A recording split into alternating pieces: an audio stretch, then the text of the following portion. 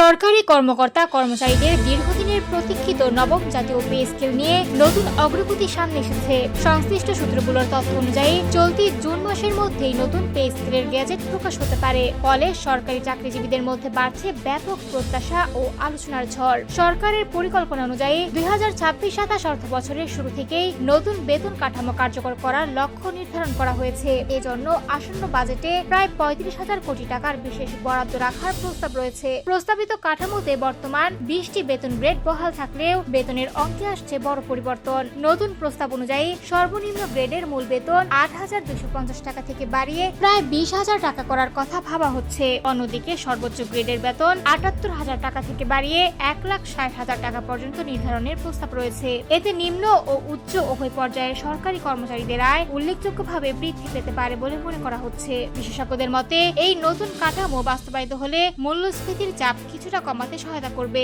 এবং সরকারি চাকরিজীবীদের জীবনযাত্রার মান উন্নত হবে।